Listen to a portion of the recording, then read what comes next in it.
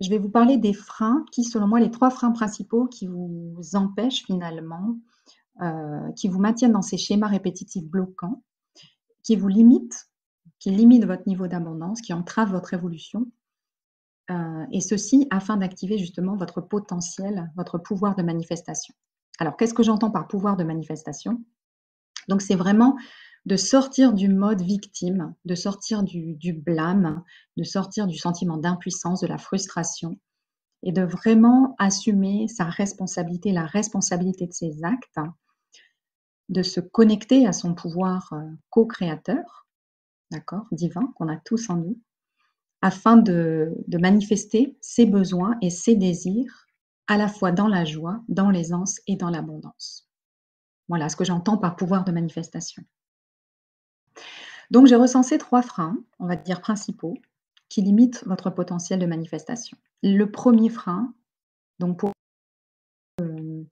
à ta question Caroline, c'est, qu'on fonctionne à partir de l'ego et non pas à partir de l'âme.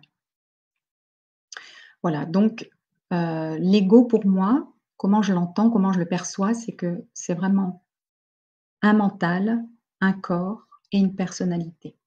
Voilà, c'est vraiment le moi qui est limité, le moi qui est conditionné. Et en fait, l'ego nous maintient dans l'illusion du soi. C'est-à-dire que l'ego, il nous perçoit comme séparés, donc il nous perçoit comme isolés, comme seuls, donc comme séparés des autres, comme séparés de la vie, comme séparés de Dieu, du divin, de la source, hein, vous mettez le nom qui vous convient le mieux. Bon, je parle souvent de Dieu et du divin, mais ça n'a rien à voir avec la religion.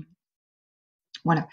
Et donc, par le biais donc, des masques, des conditionnements, des jugements, des désirs, des limitations, voilà, il nous maintient dans cette illusion. Et de ce fait, on expérimente la dualité, on expérimente les difficultés, les émotions difficiles, le statu quo parfois, la difficulté à manifester l'abondance dans nos vies. Parce que on a justement cette limitation cette perception de soi qui est très limitée. Cette perception de soi, des autres, de la vie, du divin, de l'univers, de façon générale. Parce que l'ego, il est attaché en fait au monde de la forme. Il ne perçoit que le monde de la forme et il est limité par ses 5 sens. Donc il n'a pas connaissance, conscience du monde subtil. Il rejette absolument tout ce qui lui semble pas réel en réalité. Et l'ego, il est attaché à ce qu'il fait, il est attaché donc à ce qu'il fait, donc ses accomplissements, ses échecs, ses réussites. Il est attaché à ce qu'il est, donc à son corps, à son physique, à sa personnalité. Il est attaché à ce qu'il possède, donc à tous ses biens matériels. Et le fait qu'il soit déconnecté de sa nature divine, de son moi sacré, ça engendre un manque de sens profond dans la vie. Ça engendre un manque d'alignement et une grande solitude en fait. De ce fait, on va vraiment avoir une perte de confiance en son intuition, en ses ressentis. On va avoir un processus de créativité qui va être en berne. On va expérimenter toutes sortes de difficultés diverses et variées sur tous les plans. Mais ce soir, c'est en particulier, donc je parle sur le plan de l'abondance, hein, et l'abondance au sens large, pas uniquement financière. Et en fait, cet ego, cette illusion du soi, ça empêche de voir avec les yeux de l'âme, finalement. Ça empêche de nous connecter à notre moi sacré, à son soi véritable, ce que j'appelle son soi véritable. Ça empêche de se réaliser et de générer l'abondance dans sa vie. Donc, qu'est-ce que j'entends par âme? Ce que j'entends par âme, c'est vraiment un pont, un lien entre l'ego, justement, et entre le divin. Ça rattache les deux ensemble. C'est vraiment une énergie qui est illimitée, universelle, multidimensionnelle, éternelle, et qui réside dans un corps physique.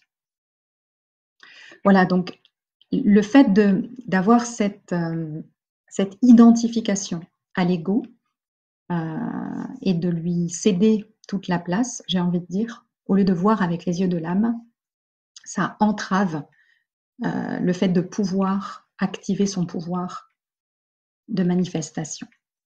Parce que j'aime souvent à dire que l'ego est un très bon serviteur, mais un très mauvais maître. Voilà. Donc, voilà le frein numéro 1 qui peut vous bloquer dans la libération de votre potentiel de manifestation. Alors, en quoi le Human Design, justement, peut nous aider ici à libérer tout ça? Le Human Design, en fait, c'est quand on est dans sa vérité unique et authentique, dans sa singularité. Le Human Design, il nous apprend vraiment à écouter avec son corps, il nous apprend à développer notre intuition. Et ça nous permet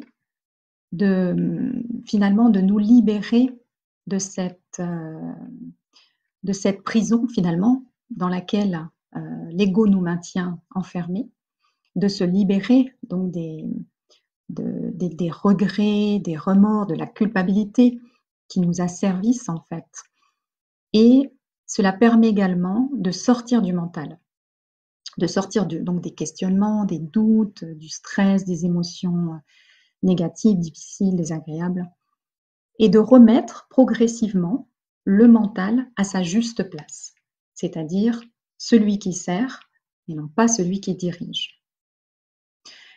Le Human Design peut aussi nous permettre d'aligner le corps avec le cœur, l'âme et l'esprit, et ainsi développer sa connexion à son soi véritable. Donc on va vraiment sortir de cette illusion du soi pour pouvoir se connecter à son soi sacré. Et bien sûr, il y a d'autres façons de le faire, mais le Human Design permet aussi cela. J'ai envie de vous demander juste pour quelques instants de fermer les yeux.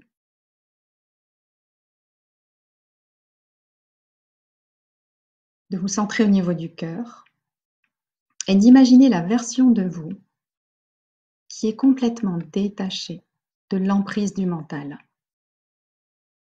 et qui est connectée à la sagesse du cœur. Voilà, juste pendant quelques instants, fermez les yeux et imaginez, visualisez, ressentez cette vision de vous qui est libérée de l'emprise du mental et qui est en paix, qui se sent connectée à la sagesse de son cœur et qui se sent en paix. Et répétez intérieurement: je prends conscience que j'ai le pouvoir de relier mon mental à l'esprit divin et me garantir ainsi la paix intérieure à tout moment. On va laisser infuser cette affirmation. Je vous la répète. Je prends conscience que j'ai le pouvoir de relier mon mental à l'esprit divin, me garantissant ainsi la paix de l'esprit à tout moment.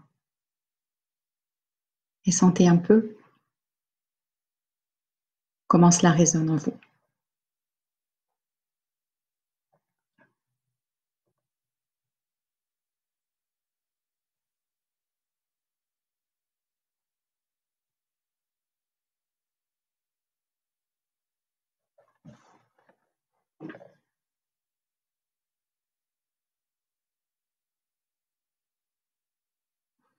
Comment ça résonne pour toi, Caroline?